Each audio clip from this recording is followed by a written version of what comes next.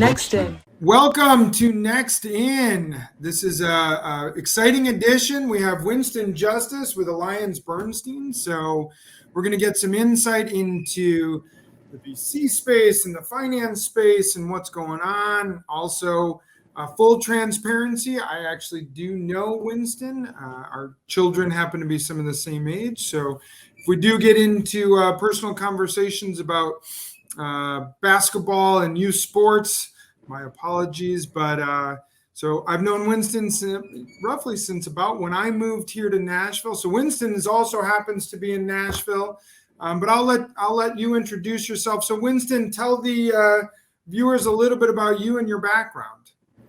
Well, that's a broad question. I'll just start off where I'm from. Yeah. I'm originally from California. I was born and raised in Long Beach, I wanted to stay in California. And so when I went through high school, I went to Long Beach Poly. I was recruited by schools all over the nation. I played football, and I wanted to stay home. So I went to USC. Thought I'd never leave California. But here you are. Huh? But here I am, you are. Right? You're in Nashville. Yeah, no, I left California at an early age. I was drafted to the Eagles. And ever since then, I never moved, back. I went to the Eagles, then I got old, and then they traded me to the Colts, and then I got even older, and then I ended up playing for the Broncos.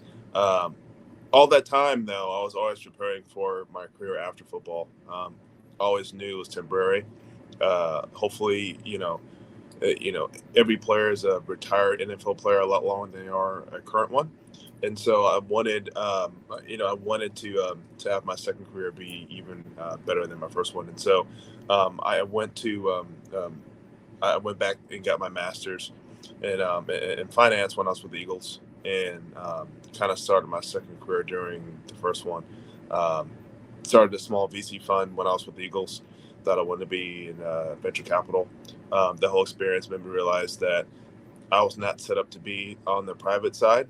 I was more equipped to be on the public side. And so after that whole experience, which was a great one, I knew I wanted to be on the public side. And when when you're done playing football, unless you're a big time quarterback, it just doesn't end. You have a big press conference. You go through 12 months of, seeing if you're going to play. You visit teams, you fail physicals, and then it happens. And so during the whole 12-month process of me, not getting calls from teams, I started, reviewing and also interviewing, jobs, right? And when I was done playing, I started a job with Wells Fargo as an associate, and so associate analyst. And so just put that perspective, it's like you're with the Broncos, Super Bowl, and then associate. And that's not that way, it's not. So I shouldn't do the step down, but it was a lot different, and it was a huge learning experience.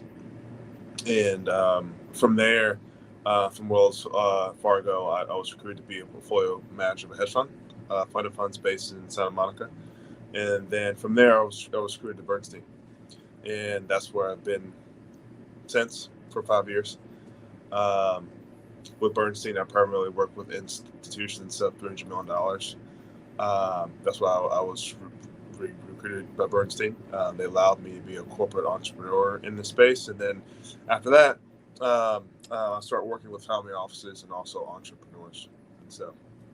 So obviously you're in the finance space, and a lot of times we have people on the technology side of things, or we have people in the product space, or heck, even some people who are designing and building video games. But what are you seeing? Because I guess you probably have the 30,000 foot view of the industry. And I think everyone in the world has their what's going on. They read some article and they're like, oh, it's going to be a bull market. It's a bear market. We're hitting a recession. We've been in a recession, inflation. Everyone's got their buzzword to either create fear or excitement or whatever. But in general, what are you seeing in the industry where the money is moving and so on? Because it hasn't stopped, right? There's still money pouring into companies. What are you seeing? Where is it going? from your perspective? Where's it going? Well, I think to back up, I think there's a bifurcated, I guess, view on the markets. I think the consumer is a little bit more optimistic than the actual business owner.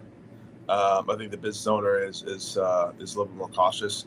I get to work with entrepreneurs from all different various sectors, right? Especially before the sale of their business, and the past couple months, there's been more finger crossing that a deal would actually go through, right? There's a lot more backing out. There's a lot more discussion back and forth on deal terms. It doesn't happen as quickly. So that just shows me that people are just more cautious, right? But if you look at the U.S. consumer, right, the U.S. consumer is slowing down, right? The data is coming down, slower, but the consumer doesn't seem to be stopping, right? Nope. And they don't, they probably hear talks of recession. This has been probably the most anticipated, recession. But they've been the consumer's been resilient either way. So I think there's a bifurcation between how people are viewing the markets. Are you seeing a trend? So you said, hey, I get to see entrepreneurs in every kind of industry and across the board. Are you seeing a trend moving towards one area, industry, and/or something that is creating a trend where you're like, wow, I'm noticing, obviously everyone's hearing, oh, AI, talk about AI. Are you seeing, hey, companies that have AI integrated in what their product is or their service seem to have a little bit more excitement around them? Or are you like, no, that's just really cool headlines, but I'm seeing a lot in the construction space and the manufacturing? Or what do you see when it comes to industry? Yeah. So I definitely see a lot of sectors. I think in terms of AI, I think that's a really big buzzword right now. Every time there's a buzzword, you have to take it with more caution. I think that's really prevalent in the publicly traded companies that are incorporating that. I think that's a really big buzzword there. But in terms of private companies, founders that are selling their companies, they're not so much as affected with buzzwords as like AI, right? Yep. Now, look, I think that's the wave of the future, though. You like mentioned there. You mentioned AI. I think we should probably just stick on it, right? At Bernstein, we're utilizing AI on like a bunch of different factors, to constructing emails, to internal communication, to how we do our portfolio allocations, to actually assisting portfolio managers on like how they choose different holdings, right? So I think it's going to transform how we view the world and how us as a species really interact with the world around us. And so I think it is going to change. It's just we don't know really, who are going to be the ultimate winners and losers yet. Yeah, I think it's a good point. It's a fun thing to say, but at the end of the day, like AI is as simple as crafting emails that go out to clients. Yeah. I've even done it a couple of times where I'm like, gosh, it's almost like you get that writer's block and you're like, oh, I'll just ask ChatGPT to write this for me real quick. Right? Yeah. Now, look, I mean, I don't want my kids doing it because they need to learn how to write an email and like do a paper. But like, yeah, I mean, I think it's for those mundane jobs like that. I think it's going to change the way we do, work. But in terms of like the grassroots day-to-day things, right now, I think an entrepreneur that's selling his business in the sustainable consultant space, do I think it's AI is going to play that big of a factor in that sale in the next 18 months? I don't think so. Yeah, but to your point, in 3 years, 6 years, 10 years down the road, it's going to slowly start to get incorporated in a lot of what we do. It is, definitely. I think this is the way of the future, and I think there's going to be some regulation around that, just like every big thing is, Mm-hmm. But I think it's going to change the way we work, right? Yeah. We're in two separate fields. It's going to change both of our jobs. Oh, 100%. It's interesting to hear, when you say, hey, even at Alliance Bernstein, a company as well regarded as that, and you're like, oh, it's finance. Well, yeah, but AI is in all different facets of what you guys do, and it's probably a big part of what your leadership team is seeing down the road, going, here's how we can differentiate ourselves, whether from the advising side or as simple as writing emails and crafting up internal communication and stuff like that. How do we incorporate it so we can be more efficient, move faster, and be better than our competition, right? Exactly. So, Yeah. let me ask you a personal question, because you do get involved in all of these different industries. Again, this total personal opinion, but we have people who will tune in and they're excited and they want to run businesses. And there's probably people from Vanderbilt and from UT that are watching this, and they're like that entrepreneurial mind. If you were to say, hey, this is the industry I enjoy looking at the most, and I would encourage my kid to get into, and this is something that, boy, I see a lot of traction here, what would, from your perspective, again, this isn't like, oh, that's the only one out there, but that would be something you would kind of push people into? Yeah. You know what? Probably 6 years ago, when I was more focused on the institutional space and that's it, I could probably pinpoint something and say, oh man, you should get into this. This is where everyone's making money at. Fast forward 6 years later, and being exposed to so much entrepreneurs that made so much money in so different obscure ways, right? It's really up in the air, right? If it's a question of, hey, what industry is making money? I mean, you'd be surprised from, people that made money off of garbage trucks to tech entrepreneurs to, which is probably really, really, sexy, right? To so there's a fourth generation sweetener business. I mean, it's all over the map that people are able to create, wealth, to basic real estate companies, right? To insurance, right? Yeah. So Disaster relief companies, concrete yeah, companies. Yeah, they're yeah, all across the board. and it's really amazing. So I would say, and look, you're not going to feel passionate about everything you do, right? Sometimes you're going to wake up and you're not going to want to do it, right? Yep. But sometimes you work towards something for a better outcome in the end, and sometimes you really enjoy what you end up doing, right? So I would encourage my son to find something that he's really good at, even if he's not passionate about it right away. But if you have a niche or something that you could really use as leverage to create a business, I would encourage them to do that and work really hard at it and compete at it, rather than flock to something that's really popular. Yeah, really cool. Yeah, I agree. I actually met with someone recently who's kind of going through that process of, I don't know what I want to do, and all these grandiose ideas of how do I become the next Meta or the next Amazon. And I don't know that that's what it has to be, right? Yeah, I think yeah. Like there's only one Jeff Bezos, and to some extent, Jeff Bezos, when he set out his business, I'm guessing he wasn't interpreting it that it was going to become this 2-day delivery of groceries and pharmaceuticals and everything else under the sun, right? Everyone knows it started as a e-reader and turned into what it's become. And so he was selling books. Yeah.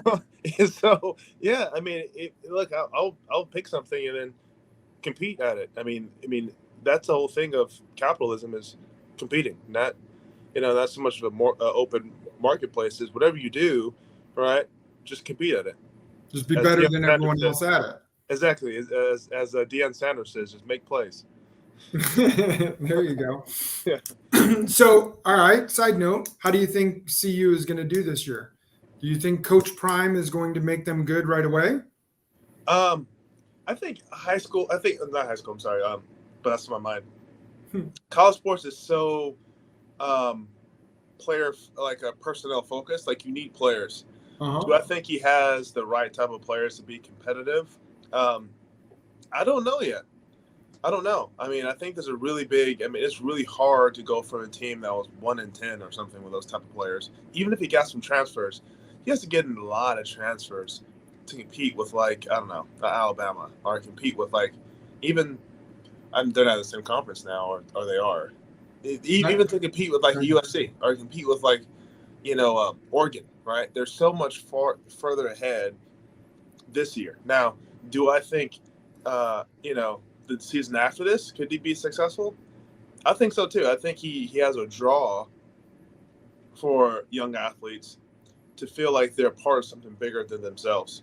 And so he'll draw from, kids from California. He'll draw from kids from, Texas, from Florida, Yeah. And I think, and also I think he's a really awesome recruiter, So if he get players, he's going to end up winning.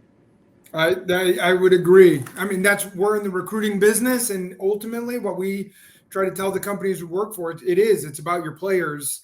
If you have the right players and they buy into your system, and that's what, in a lot of ways, I think he has done at Colorado, is he maybe hasn't been able to bring them all in overnight, but he has created an environment that's going to start to attract some of the top talent to come play for him and buy in his system. Exactly. So, I do think they're going to be pretty good in, call it 2, 3, 4 years down the road, which I thought Harbaugh did at Michigan, the same thing. I thought it'd be a little bit faster transition than it took, maybe 5 years for him to really sink in, but he was able to create enough buzz around himself that he brought in some of the players that could compete with the Ohio States. And all of a sudden now Michigan is back to Ohio State level. I agree. Yeah, that's a good business case study. You got to get the players. you got to get the talent. The players. Yeah. So, so what is your favorite part at Alliance Bernstein here in Nashville? What's your favorite part of what you do? So, the business, what I do is really comprised into like 3 main parts, right? So you can split it up from a third and a third and a third. It's a third business development, right? That's what you got to do. You got to bring in business, right? It's a third servicing the business you do have, right? So it's meeting with clients, it's going through quarterly meetings, it's going through their portfolio allocation, it's meeting with other professionals. And then there's a third, research, meaning you research the strategies that your clients are in, you research the markets. And there's actually a lot of reading that goes along with the job. And if I had to just do one part of it, and that's it, it'll probably be the research part of it. All right. It will probably just, I'm naturally an introvert. And so I would just sit there and just read about the markets all day, or read about history all day, read about people's different thoughts on different, issues all day. I'll just love that part of it. Now, if you ask my wife which one I'm probably better at, the intellectual part of it or the business development part, it'll probably be the business development part. If you ask my team, it's probably the business development part. But hey, like, naturally I would gravitate towards the research part of it. Okay. All right. So your wife does not think you're very intellectual, but she thinks you're really good at talking to people. Got it.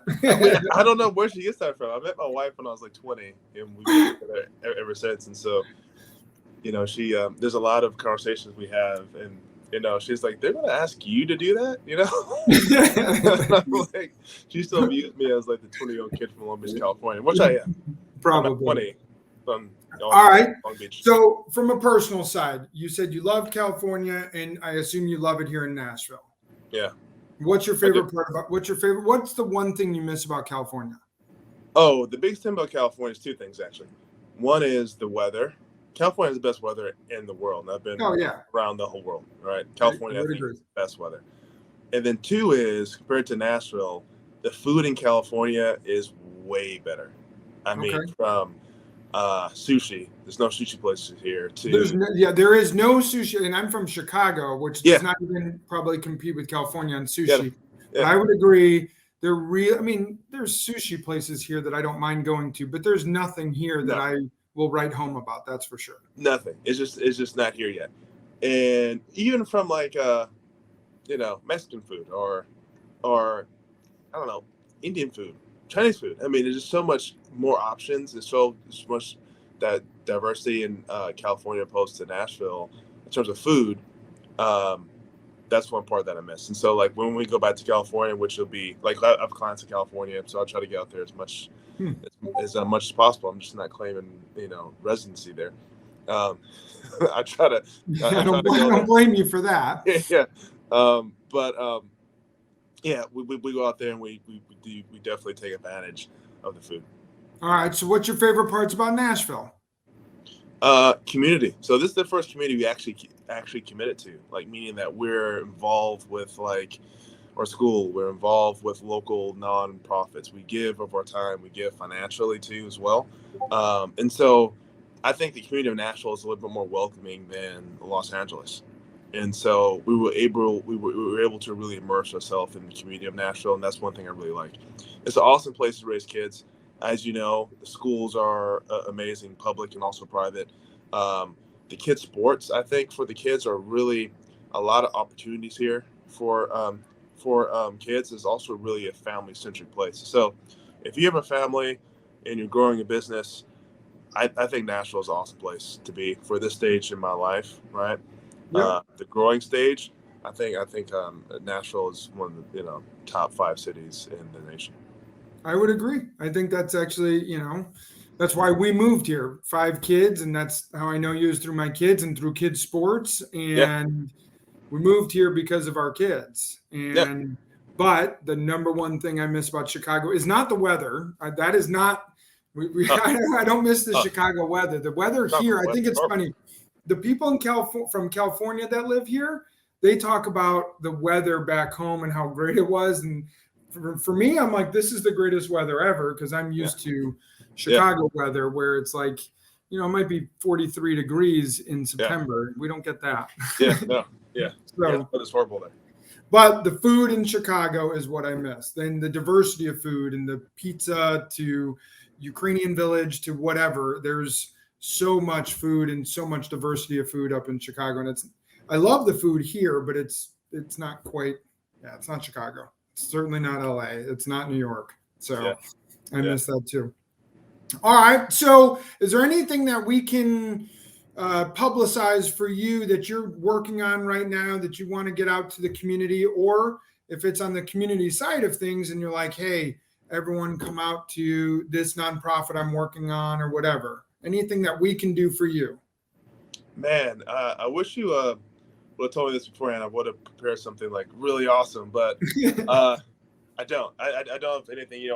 One thing I did fail to mention is that I'm an entrepreneur myself. I own a chain of coffee shops called Elixir Coffee, and the reason why we started it is to really bring community together. We think coffee together all different types of demographics of people, and we use that as a community building tool. We also use that as a giving tool. So if someone wants an awesome cup of coffee, come down to the coffee shop. We're on 5th and Broadway. So 5th and Broadway, Elixir Coffee? Elixir Coffee. So one's on 5th and Broadway, and the other one is a little bit more quiet. It's in the lobby of the Alliance Bernstein building. So we're at 501 Commerce Street. So I'm definitely double dipping right there, right? Yeah. I get to pass by every morning, right? I love that.